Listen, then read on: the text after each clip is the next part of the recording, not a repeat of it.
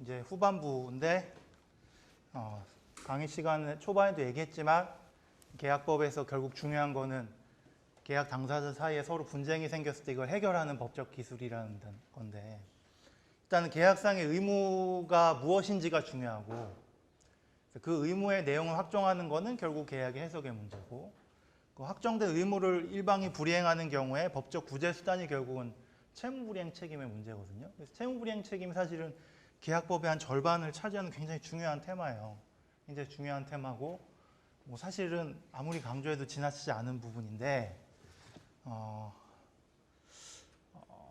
일단은 뭐 이론적으로 얘기하면 굉장히 이런저런 얘기를 할 수 있는데, 크게 이제 뭐 실익이 있는 얘기가 아닌 부분이 많아서 우리가 이제 현실적으로 문제를 해결할 때 필요한 한도 내에서만 좀 개념 정리를 하고 넘어가죠. 일단은 그 단어를 쓸 때 좀 조심해야 될 게, 채무불이행이라는 거하고 채무불이행 책임이라는 건 조금 구별해서 쓸 필요가 있어요. 그죠? 교재에도 지적을 하지만, 채무불이행 책임이라는 거는 어쨌든 채무불이행이라는 그 법적으로 일정하게 평가된 그 상황에 기초해서 채무자가 어떤 법적인 책임을 지는 거거든요. 대표적으로는 계약해제, 뭐 손해배상 이런 것도 있어요. 채무불이행으로 인한 그 책임, 계약해제는 좀 그렇고 뭐 손해배상 책임이라든지 이런 거. 근데 이제 채무불이행이라는 거는 꼭 그게 채무불이행 책임을 발생시키는 건 아니거든요. 그래서 채무불이행 책임이 발생되려면 채무불이행이라는 그 객관적인 상태뿐만 아니라 귀책 사유도 필요한 거죠. 채무자의. 그 채무자의 고의과실. 그죠? 물론 이게 채무자 본인의 고의과실뿐만 아니라 나중에 보겠지만 채무자의 이행보조자의 고의과실 같은 경우도 결국 인식의 귀속법리와 비슷하게 채무자의 고의과실에 준해서 취급을 하니까, 어쨌든 이런 식의 그게 있어야만 채무불이행 책임이 발생하는 거죠. 그래서 이 양자를 일단 개념상 구별할 필요가 있고, 그 다음에 그러면 채무를 불이행했다는 것은 그 채무란 게 과연 뭐냐? 뭐 계약상 의무겠죠, 그죠? 계약상 의무를 불이행한 경우일 텐데, 계약상 의무는 크게 보면 이제 급부 의무하고 부수 의무로 나눌 수 있다는 거죠. 그래서 급부 의무라는 건 계약의 주된 목적이죠, 주된 목적. 매매 계약이면 소유권 이전 의무하고 대금 지급 의무, 이런 게 이제 주된 이제 급부 의무이고, 부수 의무는 그 주된 급부 의무를 실현하기 위해서 부수적으로 요구되는 의무, 그죠? 이 양자를 이행하지 않은 경우에 모두 채무불이행, 그리고 채무불이행 책임이 문제될 수 있는 거겠죠. 채무불이행 책임 발생 요건으로 지금 교재에서 보면 채무불이행하고 귀책 사유를 언급하고 있어요, 그죠? 근데 이제 기존의 통설은 여기에 플러스해서 위법성까지 요구하거든요. 위법성까지 요구를 해요. 이거 사실 크게 논의 실익은 없는데요. 논의 실익은 없는데, 뭐 어퍼치나 매치나 그게 결론이 달라지는 건 아닌데, 근데 위법성이라는 게 통상적으로 어떤 게 위법성이냐 그러면, 이제 여러분 채무불이행 1 유형인 이행지체 책임에서 살펴볼 텐데, 이게 동시에 항변권이 인정되는 경우에는 객관적으로 이행기가 지났더라도 그거는 채무불이행이긴 하지만 객관적으로 동시에 항변권이 인정되기 때문에 위법성이 없어서 채무불이행 책임은 발생하지 않는다, 이렇게 설명하거든요. 그래서 위법성이라는 개념이 실익을 발생하는 상황은 딱 거기 하나예요. 그 이외에는 다른 그 위법성이라는 개념을 설정할 실익이 별로 없거든요.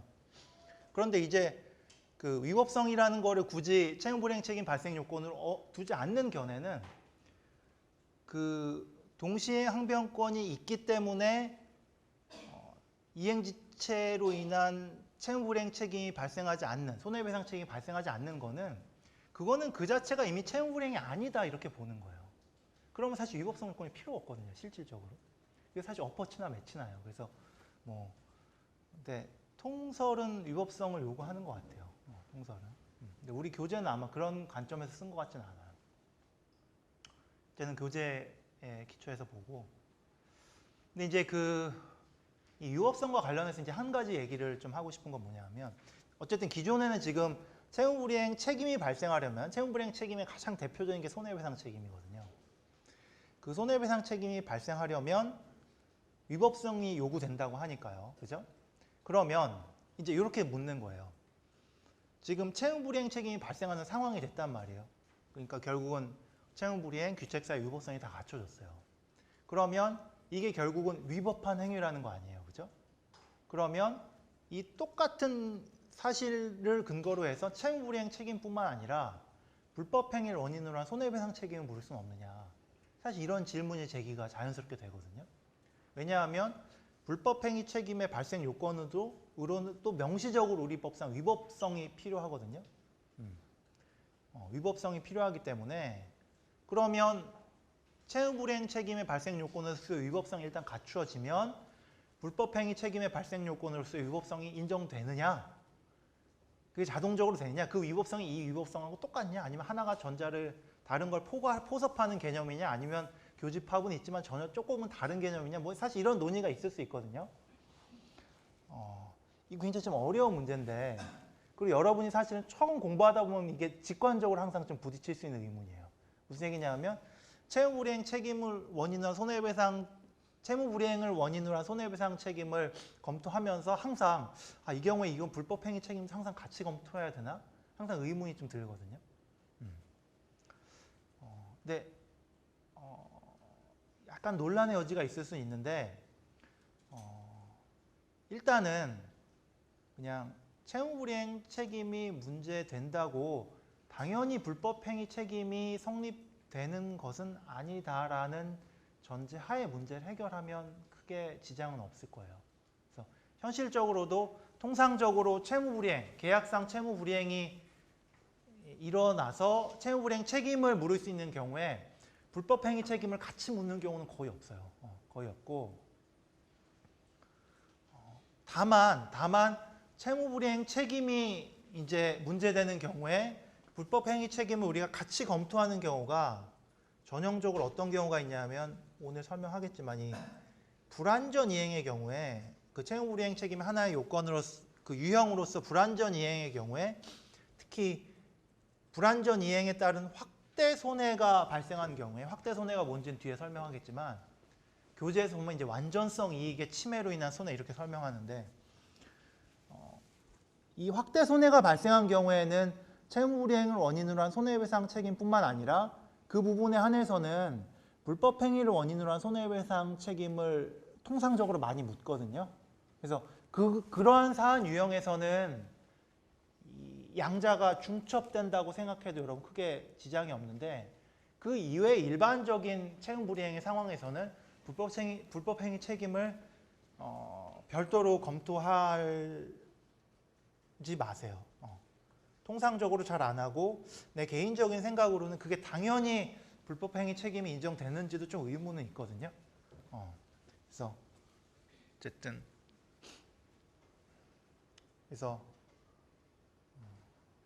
그 정도만 설명하고 지금 얘기한 그 확대 손해 부분은 그 불완전 이행 부분에서 구체적으로 이야기를 하죠. 그 다음에 이제 채무불이행의 유형을 살펴봐야 되는데 이게 뭐 오늘 우리가 살펴볼 가장 중요한 내용인데 이 부분 대단히 중요한데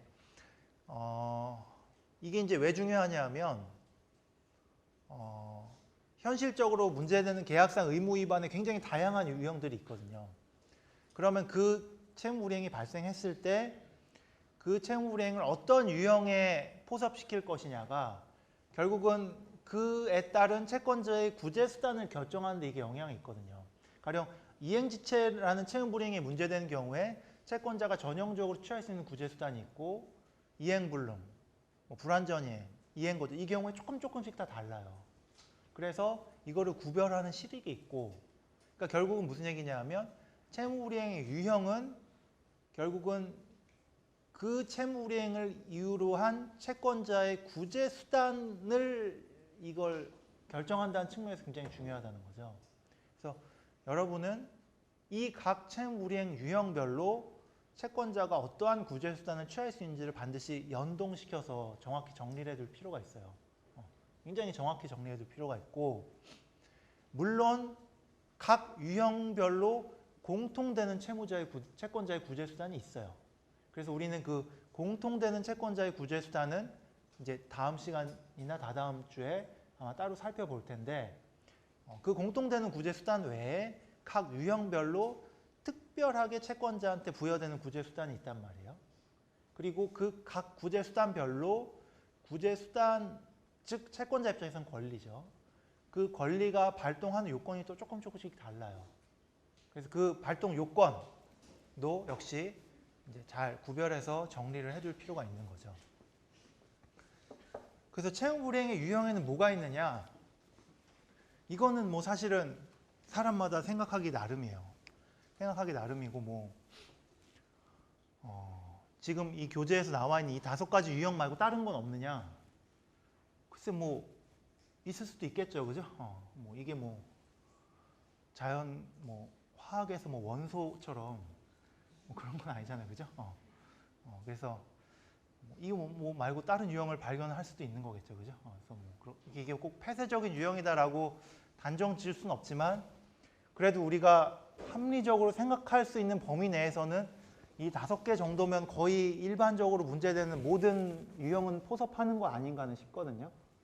근데 다만 이 유형을 이렇게 5개로 분류할 것이냐 아니면 다르게 분류할 것이냐 이거는 약간 사람마다 좀 설명의 차이가 있어요. 근데 이것도 크게 실익은 없어요. 내가 볼 때는 크게 실익은 없고 그냥 뭐 편의적으로 일단 우리는 이렇게 5개로 구별을 하죠.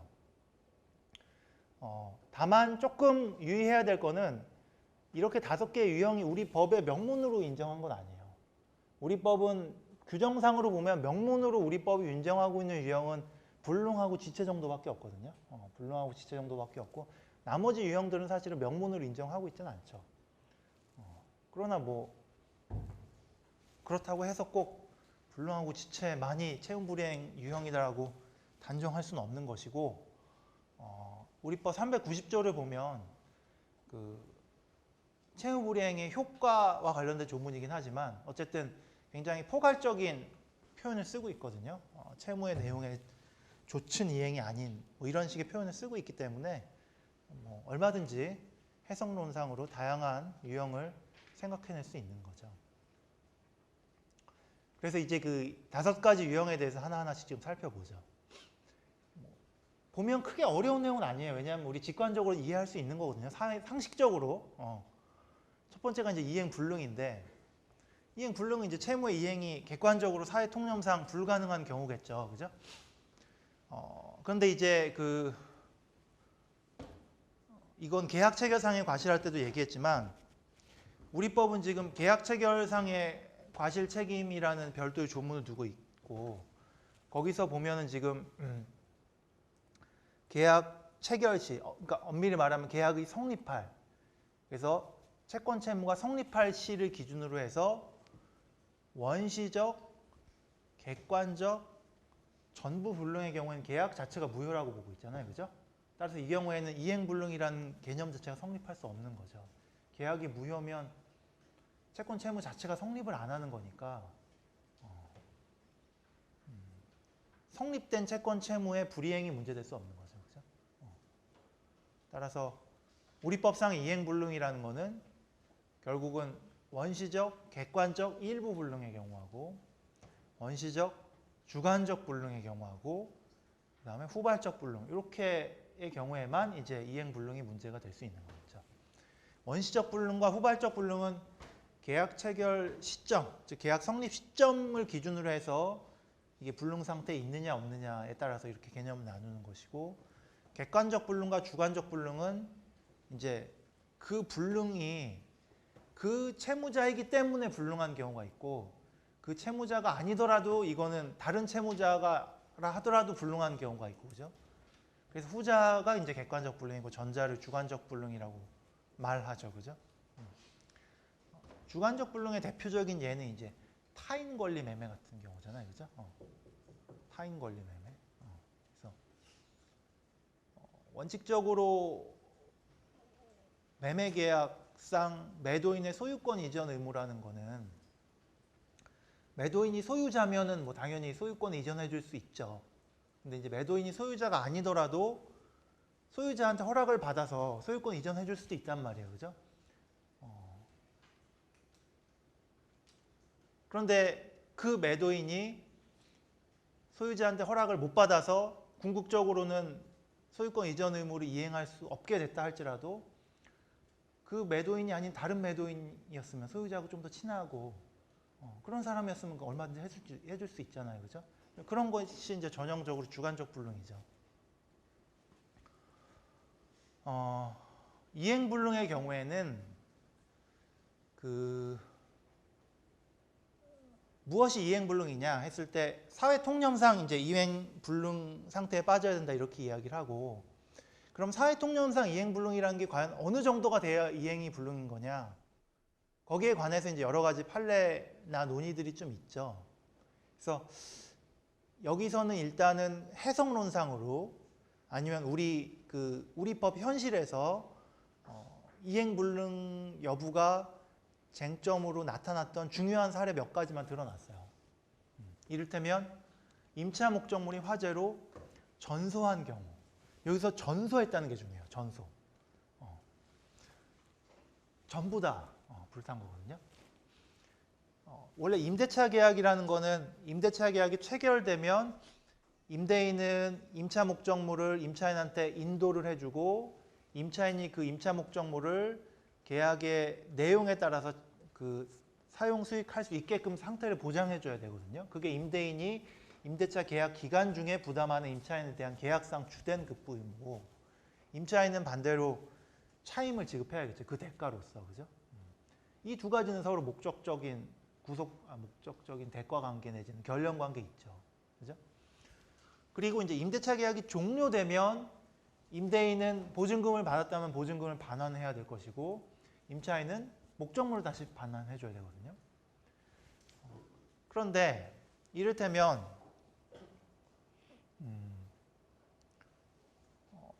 임대차 계약 기간 중에 임대차 목적물에 대해서 화재가 발생해서 임차 목적물 홀라당 다 타버렸어요. 그러면 이게 어떻게 되냐면 임차인 입장에서는 임대차 계약이 종료하면 임차 목적물을 반환해줘야 되거든요. 근데 지금 상황이 어떻게 되냐면 홀라당 다 타버렸잖아요. 그럼 반환해줄 대상 자체가 이미 부존재하거든요. 이거 뭐예요? 전형적으로 임차인의 목적물 반환 의무가 이행불능 상태에 빠진 거죠. 그죠?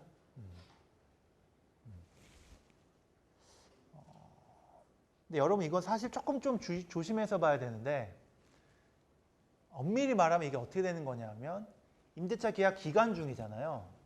그러면 임대차 계약 기간 중에는 아직 임차인의 목적물 반환 의무는 아직은 의무를 이행할 필요가 없는 거죠. 이게 임대차 계약이 체결이 되는 순간 임차인의 목적물 반환 의무는 일단은 발생을 하는데, 다만 그 반환 의무의 이행기가 임대차 계약 종료 시점이라고 볼 수도 있고, 아니면 임대차 계약이 체결되고 임대차 계약 기간이 종료된 후에 비로소 임차인의 목적물 의무가 발생한다라고 볼 수도 있어요. 후자로 보면 권리 의무의 발생과 이행기가 동시에 이루어지는 거고, 전자로 보면 발생은 계약 체결 시 이미 되는 거고 이행기는 나중에 되는 거. 이제 그런 차이는 있는데 설명의 차이인데 일단은 이제 발생 및 이행기가 동시에 도래한다. 이런 관점을 전제로 우리가 한번 생각을 해보면, 임대차 계약 기간 도중에는 아직은 목적물 반환 의무는 발생하지 않았잖아요. 그죠? 그럼 임대차 계약 기간 중에 지금 의무는 뭐가 있는 거예요? 임대인이 목적물을 임차인이 임대차 계약 내용에 따라서 사용 수익하게끔 해줄 의무. 그런 게 있기 때문에 수선 의무 같은 게 있는 거잖아요. 그죠? 그다음에 임차인은 차임 지급 의무가 있는데, 목적물을 홀라당 타버리면 어떻게 되는 거예요? 사실은 임대인의 이 의무 자체가 이행불능이 되는 거죠. 이해가요? 목적물이 타버렸으면, 홀라당 타버렸으면 임대인이 임대차 계약상 임대차 계약 기간 중에 임차인한테 해줄 의무 자체가 이행불능이 되는 거잖아요. 그죠? 그죠? 그러니까 사실은 그 이행불능이 먼저 일어나고요. 이행불능이.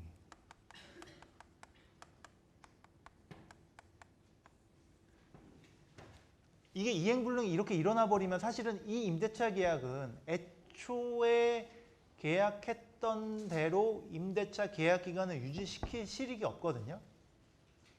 그렇죠? 그래서 이제 우리 판례가 어떤 식으로 구성하냐 하면 설사 계약 기간이 남았더라도 전소하면, 이게 전소하지 않으면 좀 달라요. 일부만 타고 이러면 전혀 얘기가 달라지거든요. 전소하면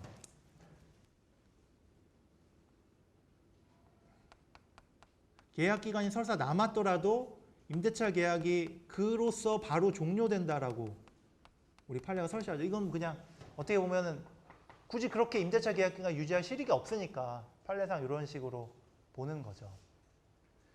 자, 계약이 종료하면 그 다음에 비로소 뭐가 문제되는 거예요? 내가 아까 얘기했던 전제에 따르면 임차인의 목적물 반환 의무가 그때 발생하잖아요. 그죠?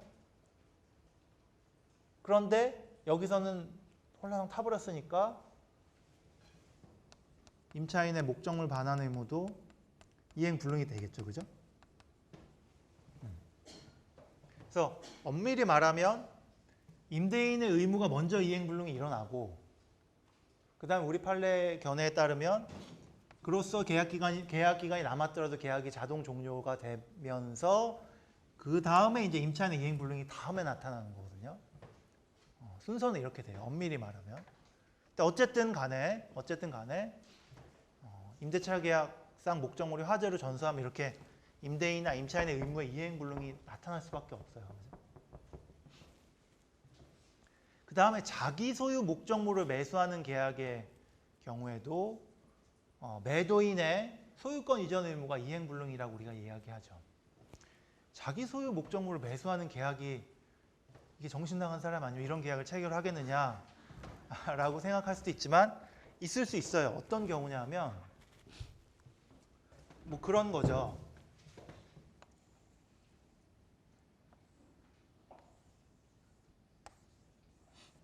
여기가 내 땅이고 여기가 A 건물이고 여기가 B 땅이란 말이에요.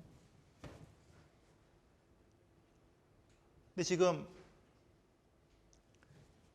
당사자들이 다 A 건물이 B 땅의 일부를 지금 침해한 것으로 알고 있어요. 그죠? 그럼 이제 이 경우에 A는 타인 소유 토지 위에 지금 건물을 갖고 있는 거기 때문에 결국 B 토지 소유권을 방해하는 거거든요. 그래서 그에 따라서 여러 가지 법적인 책임을 져야 돼요. 그죠? 이런 상황에서 A가 야, 안 되겠다. 너 그 요 부분, 요 노인 부분을 내가 사겠다. 이런 매매 계약 충분히 체결할 수 있잖아요. 그죠? 근데 알고 보니까 이게 측량이 잘못된 거였고 알고 보니까 원래 이 부분까지 다 A 땅이었다. 뭐 그런 경우도 있을 수 있잖아요. 그죠? 이게 전형적으로 뭐예요? 자기 소유 토지를 매매하는 계약이 체결될 수 있죠. 그죠? 이러한 경우가 만약에 발생을 하면 역시 이 경우에도 이건 이행불능의 문제로 처리를 하는 것이 타당하다라고 생각이 들어요. 자기 소유 목적물을 매수하는 계약. 이 경우에 이거를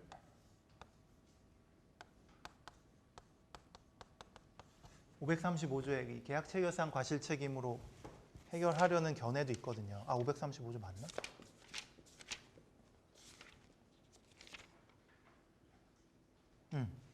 계약 체결 시에 이미 이건 원시적 객관적 전부불능 아니냐. 사실 논란은 있는데 그렇게 보긴 좀 어렵지 않나 싶어요. 그래서 여기서 자기 소유 목적물을 매수한 계약이 이행불능이라는 얘기는 거꾸로 말하면 이러한 계약이 원시적 객관적 전부불능은 아니라는 얘기를 결국은 하고 있는 거거든요. 그 다음에 부동산의 이중양도. 이를테면 매수인한테 소유권 이전해줘야 되는데 다른 매수인한테 소유권을 이전해주면 당연히 종전 매수인과의 매매계약상 매도인의 의무는 이행불능이 되겠죠. 그죠?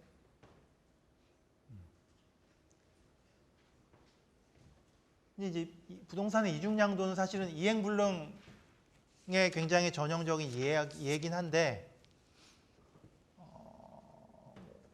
이행불능으로 인한 이제 손해배상 책임과 같은 채무불이행 책임의 측면에서 검토도 해야 되지만, 그런 책임도 해야 되지만, 그 밖에 이제 민법상 나타나는 다양한 권리구제 수단, 이를테면 뭐 불법행위 책임이라든지 이러한 권리수단과의 관계에서도 사실 좀 검토를 할 필요가 있고, 그 다음에 우리 판례가 지금 부동산의 이중양도와 관련해서는 그 두 번째 매매 계약이 일정한 요건을 갖춘 경우에는 민법 103조 위반으로 무효가 될 수도 있다고 보기 때문에 그 103조 위반의 요건 및 효과라는 관점에서 사실은 검토할 필요도 있거든요. 그래서 부동산의 이중양도라는 이 테마는 사실 굉장히 고전적인 테마긴 한데, 여러분이 이제 처음 민법 내지는 계약법을 공부하면서 반드시 정확히 이해하고 넘어가야 될 중요한 테마이기도 해요. 왜냐하면 각 그 제도 간의 그 유기적인 연관성을 굉장히 잘 살펴볼 수 있는 그런 테마이기 때문에, 그래서 우리가 계약법 마지막쯤에 이제 어느 정도 공부를 한 다음에 이 부분을 한번 본격적으로 살펴볼 거예요. 굉장히 중요한 테마이긴 해요. 그 다음에 마지막으로 타인 소유물의 임대차의 경우에, 타인 물건의 매매 같은 경우에도 지금 우리 민법상 원칙적으로 유효잖아요, 그죠? 여러분 이제 무권리자 처분행위 추인 쓰면서 그 말 써준 사람이 있었는데 혹시 그런 거 써주면 좋죠, 그죠? 즉 타인 권리의 처분 행위는 무효지만 타인 권리의 의무부담 행위는 유효잖아요, 그죠? 근데 이제 그와 비슷한 맥락에서 타인 소유물에 대해서 임대차 계약을 체결하는 경우에도 그 임대차 계약은 원칙적으로 유효해요. 따라서 임대차 계약상 임대인의 의무가 발생하거든요, 그죠? 그런데 그 임대인의 의무가 이를테면 진정한 소유자가 A라고 하면 진정한 소유자가 임차인한테 너 지금 내 소유물을 왜 내 허락 없이 사용 수익하고 있느냐? 인도해라. 즉 점유율을 나한테 이전해라. 이런 식으로 진정한 소유자가 자기의 소유권에 의해서 정당하게 법적인 권리를 행사한다면 그런 경우에는 이제 어떻게 되는 거예요? 임대인의 임대차 계약상 의무가 이행불능 상태에 빠지겠죠, 그죠? 그래서 타인 소유물의 임대차의 경우에는 계약 자체는 유효고 따라서 임대인의 임대인의 의무가 발생하는데, 진정한 소유자가 권리구제 수단에 적극적으로 나아간 경우에는 그 경우에 뭐 더 이상 임대인으로서 자기 의무를 이행할 도리가 사회통념상 없잖아요. 그런 경우에 이제 이행불능 상태에 빠진다라고 보죠. 그 다음에 이제 이행지체. 사실 이행지체가 채무불이행의 유형 중에서 제일 흔한 유형이죠. 뭐 이행지체라는 거 직관적으로 이해하기 너무 쉬운 건데, 다만 이제 이행지체는 그 이행지체가 언제 발생하느냐를 좀 나눠서 살펴볼 필요가 있어요. 채무의 이행기가 확정된 경우에는 당연히 그 확정된 다음 날부터 지체 책임이 발생하겠죠, 그죠?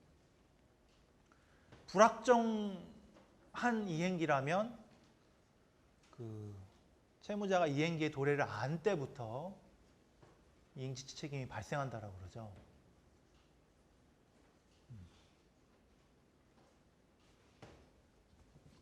조심할 거는 불확정기한부 채무라는 거에 있어서 그 불확정한 사유가 발생한 경우에 그 발생한 사실을 채무자가 안 때부터 지체 책임이 발생한다. 뭐 그건 당연하고. 근데 경우에 따라서는 그 불확정한 사유가 발생하지 않은 것이 확정된 경우에도 그런 경우도 있을 수 있단 말이에요. 이를테면 이거 내가 흔히 드는 얘기긴 한데 돈을 빌리면서 내가 이건 성공하면 갚겠다 이랬단 말이에요. 그죠? 그럼 이게 전형적으로 채무의 이행기를 불확정하게 정한 거죠. 그죠? 그러면 성공했어요. 뭐가 성공한 건지 모르겠지만 성공했어요. 그 다음에 채무자가 성공한 거 알았어요. 내가 성공했는지. 그럼 당연히 안날부터 지체 책임지겠죠. 그렇죠? 근데 성공하지 않았고 앞으로도 성공할 가능성이 없다는 게 확정됐어요. 아, 이게 좀 너무 극단적인가? 뭐 슬픈 얘기긴 한데 뭐 이렇게 한번 가정해 봅시다. 그러면 어떻게 되는 거예요?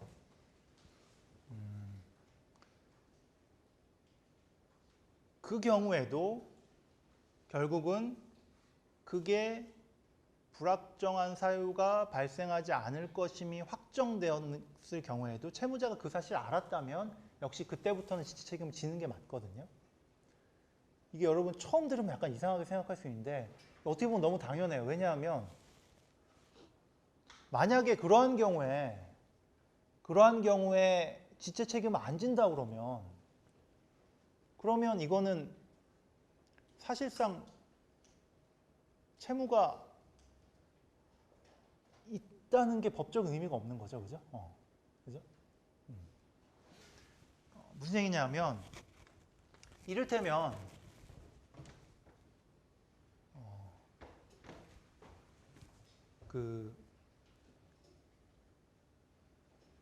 내가 성공하면 돈을 갚겠다라는 얘기는 통상적으로 내가 돈을 일단 갚는다는 건 전제가 돼 있는 거 아니에요. 그죠?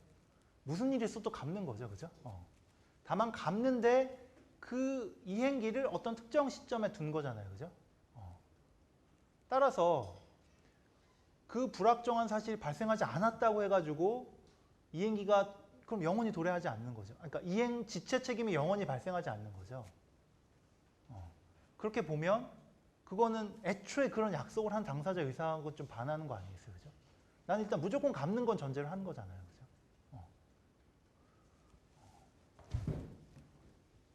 이거 여러분 구별해야 되는 게 그게 이제 조건부로 하면 이게 약간 얘기가 달라지죠. 무슨 얘기냐면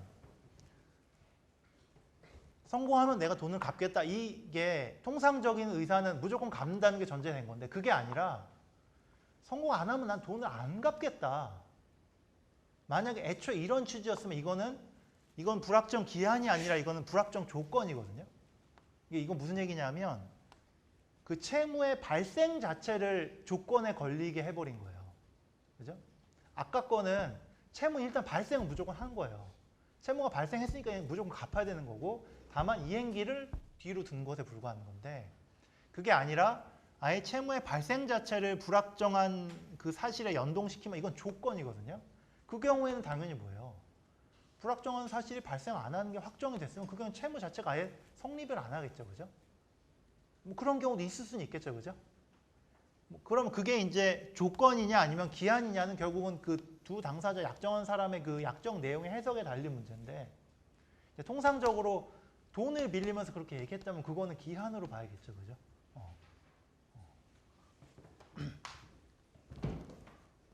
그 다음에 이제 기한의 정함이 없는 채무. 이거는 주로 법정 채무 같은 경우거든요. 법정 채무. 부당이득 반환 채무라든지 불법 행위를 원인으로 한 손해배상 채무 같은 경우는 기한의 정함이 없죠. 통상적으로. 이 경우에는 우리가 그 이행 청구 다음 날부터 지체 책임에 빠진다고 그러죠.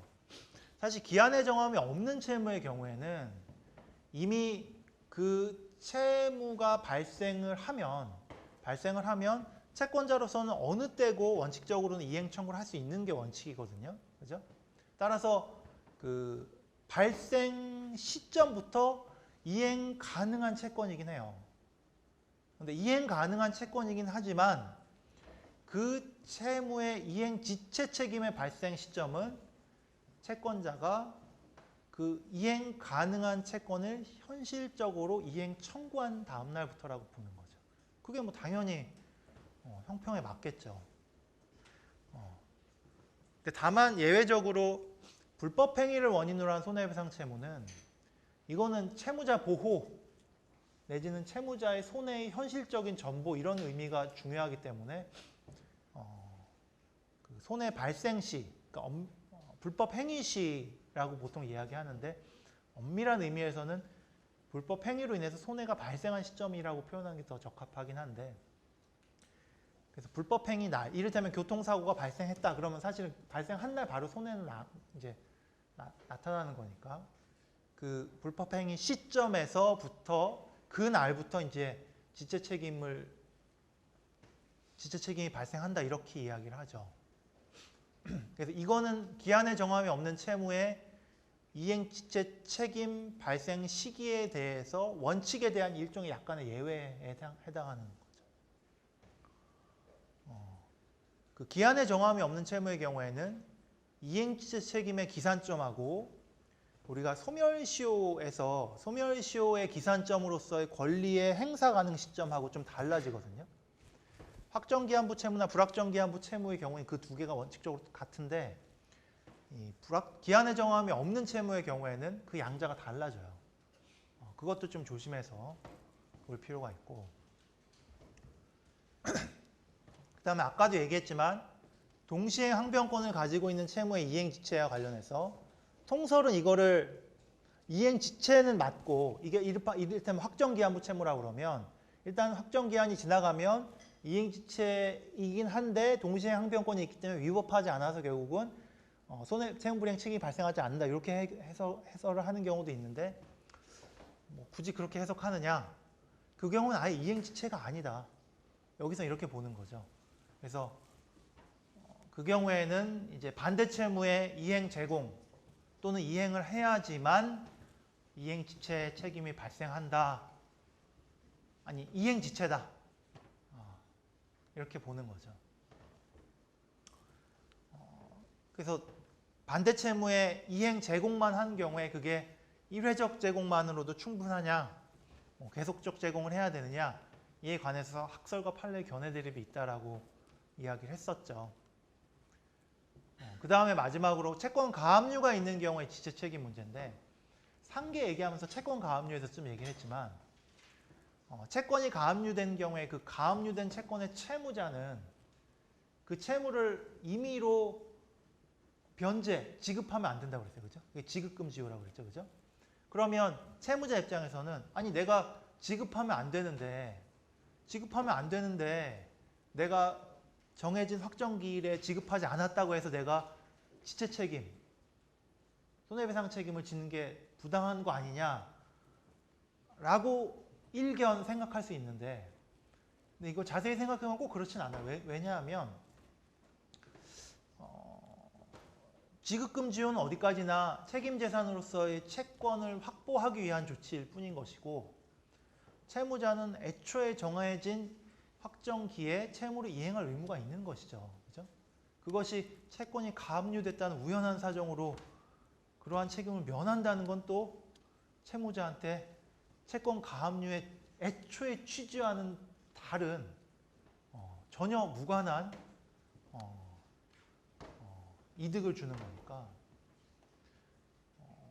지체 책임은 원칙적으로 발생하는 것이고, 채무자 입장에서 그게 뭐 지체 책임을 부담하기 싫다면 변제는 못하지만 공탁이라는 우리 채권 변제의 채권 소멸의 방법이 있거든요.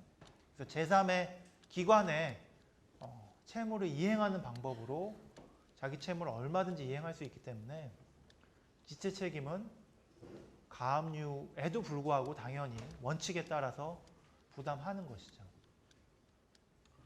그 다음에 이행지체와 관련된 조문들을 보면 기한이익 상실에 관해서 우리 민법에 규정이 좀 있죠.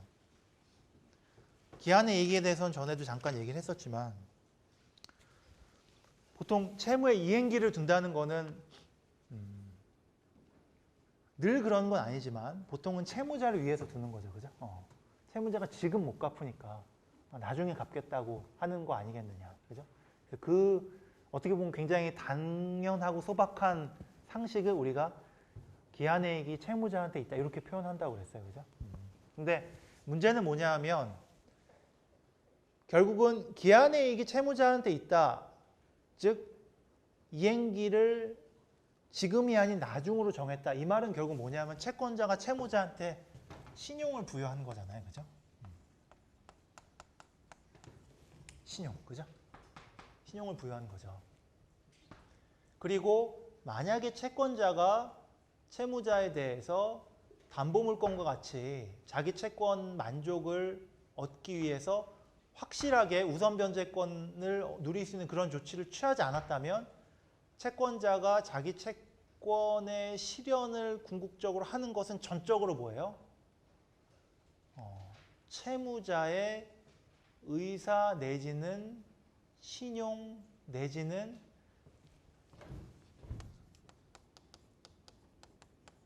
채무자의 자력에 달린 거죠. 그죠?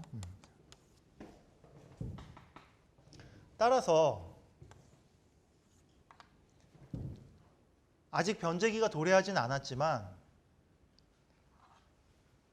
채무자한테 더 이상 신용을 부여하기 어려울 만한 객관적인 사정이 발생했다면, 그렇다면 채무자한테 기한의 이익을 주는 것은 합리적인 거래 당사자들의 관점에서 봤을 때 타당하지 않을 거 아니에요. 그죠? 그래서 이제 우리 민법에서는 그런 이른바 그 신용의 기초, 신용의 기초가 상실되었다고 인정되는 전형적인 사유들 몇 가지를 이제 들어서 그러한 사정이 발생한 경우에는 이제 기한의 이익이 상실된다. 정확히 표현하면 어떻게 표현하고 있죠? 그런 사유들을 전형적으로 들고 있죠. 이 임의 규정이에요. 임의 규정이기 때문에 뭐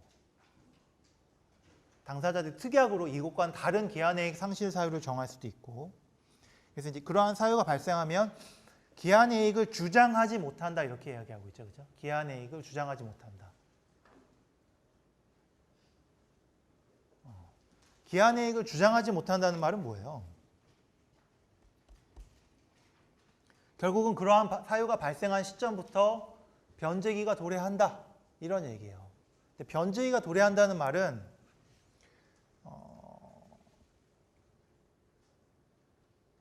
여러분 오해하면 안 되는 게 그 채무를 기한의 정함이 없는 것으로 만든 효과가 있다 이런 의미거든요. 그러니까 기한의 이익 상실 사유가 민법의 임의 규정으로서 정한 기한의 이익 상실 사유가 발생하더라도 그러한 사유가 발생했다고 해서 그 시점부터 당연히 그 시점이 마치 확정기로 보아가지고 그 시점 다음 날서부터 이행치 책임에 채무자가 빠지고 이런 게 아니라 그러한 상실 사유가 발생한 시점부터 채권자가 설사 확정 기한이 도래하기 전이라 하더라도 채권의 이행을 청구할 수 있다는 의미인 거예요. 따라서 지체 책임은 청구한 다음 날서부터 부담하겠죠, 그죠?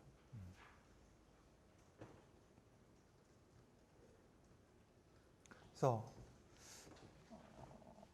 그런 것들 좀 보고 그 기한의 이익 상실에 관해서는 민법에 임의 규정이 있지만 통상적으로 금융기관이 대출 계약을 체결하는 경우에 약관의 형식으로 많이 할 텐데 금융기관이 약관을 미리 만들어 놓으면서 기한의 이익 상실 사유에 관해서는 약관에 세부적으로 조항을 많이 둬요. 그래서 민법이 적용되는 경우는 거의 없고 결국은 그 약관 내용에 따라서 결국은 당사자들의 법률 관계가 대부분 결정이 돼요. 그런데 이제 그러한 약관에 기한의 이익 상실에 관해서 규정을 두는데 그 약관 내용의 해석에 관해서 약간 문제가 생기는 경우가 있어요. 그게 이제 교재에도 나와 있지만 이른바 기한의 이익 상실 특약을 어떻게 해석할 것이냐의 문제인데 이제 크게 두 가지가 있을 수 있다는 거죠. 기한의 이익이 상실되면 바로 이행기가 도래한다.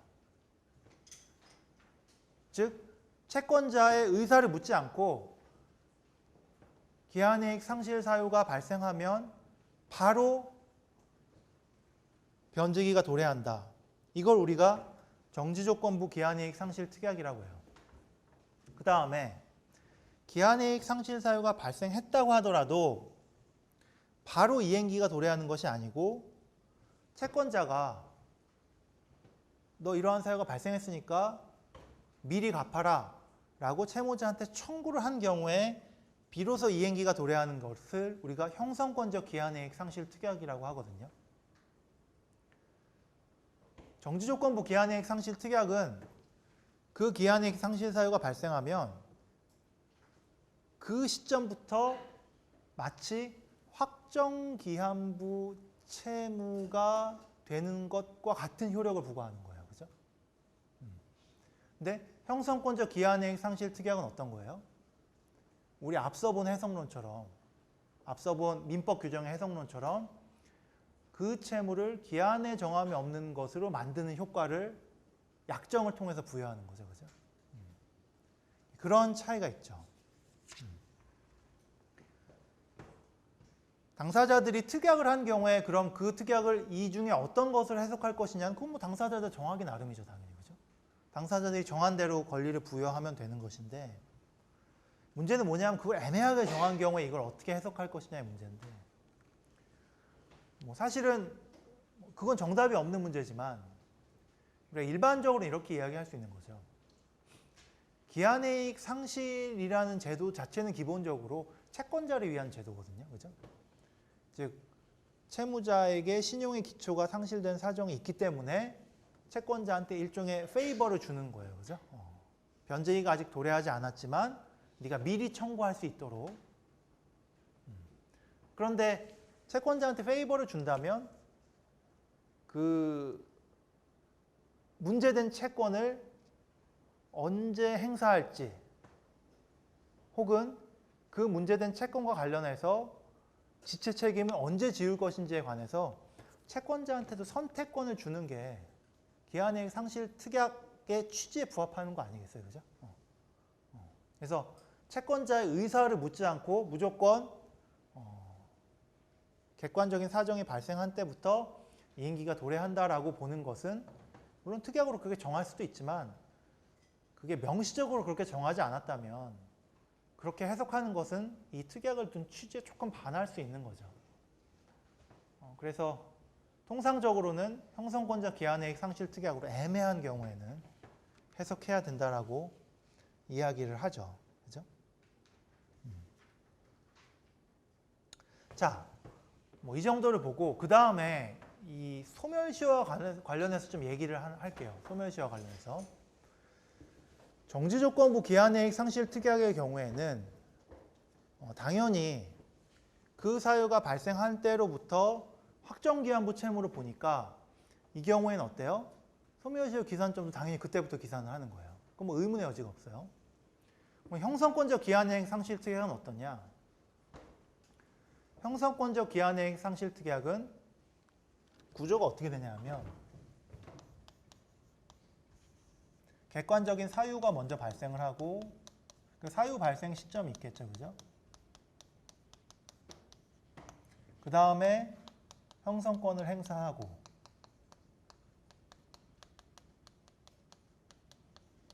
그래서 형성권을 행사하면 그 행사 다음 날부터 지체 책임을 부담하게 되죠. 그죠? 이런 모양이 되는 거죠. 그죠? 이해가요?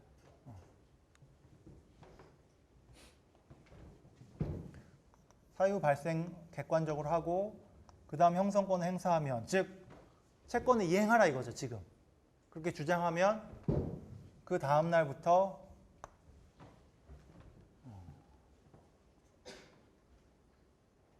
지체 책임이 발생하죠. 그죠? 그럼 내가 아까 기한의 정함없는 채무의 경우에 소멸시효의 기산점은 언제라고 그랬어요? 채권을 행사할 수 있는 시점이라고 그랬죠. 그죠? 채권을 행사할 수 있는 시점은 채권 성립시라고 그랬거든요. 그럼 이 경우에는 채권 성립시가 언제인 거예요? 즉 기한의 정함이 없는 채권으로서 원래는 이게 확정기한부 채권이었잖아요. 그죠? 확정기한부 채권이었는데 형성권적 기한이익 상실 특약으로 인해서 기한의 정함이 없는 채무로 바뀌었죠. 그죠?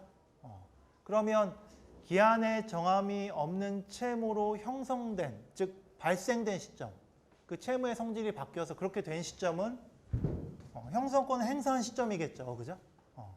형성권을 행사한 시점이겠죠.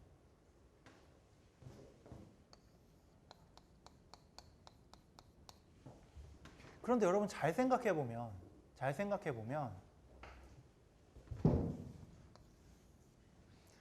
형성권은 사유가 발생을 하면 언제든지 행사할 수 있었죠. 그죠?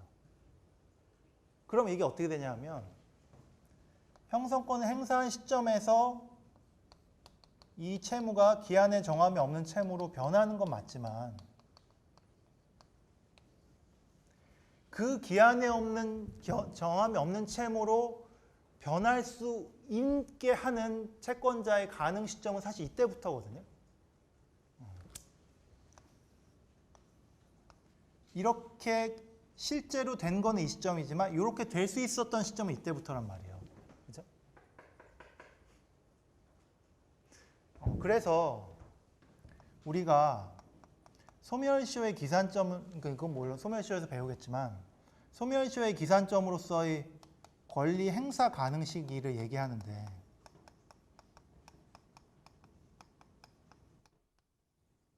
통상적으로 기한에 정함이 없는 채권의 경우에는 기한에 정함이 없는 채권의 발생 시기가 권리 행사 가능 시기죠. 그죠? 그런데 이러한 상황처럼 채권자가 그 채권을 기한에 정함이 없는 채권으로 만들 수 있는 선택권을 갖고 있었던 상황에서는 그 선택권을 갖고 있었던 시점이 사실은 권리 행사 가능 시기라고 봐야겠죠. 그죠?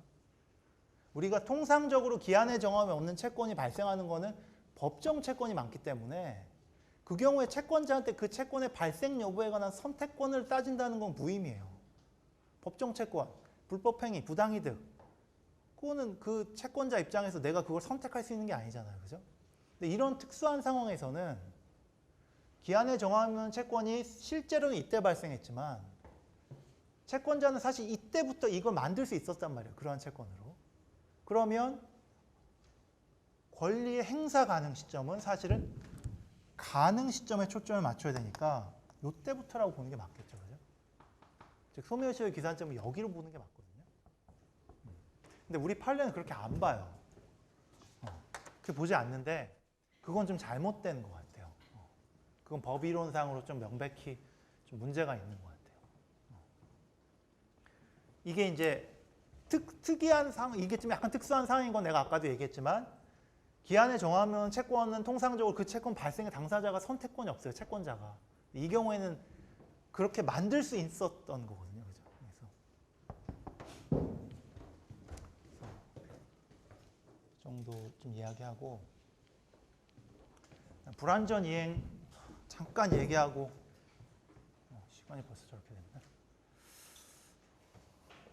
맞춰야 될 것 같은데 불완전 이행도 직관적으로 이해하기 굉장히 쉽거든요. 근데 그 불완전 이행하고 부수 의무의 불이행을 섞어서 그냥 한 통틀어서 불완전 이행이라고 설명하는 견해도 있어요.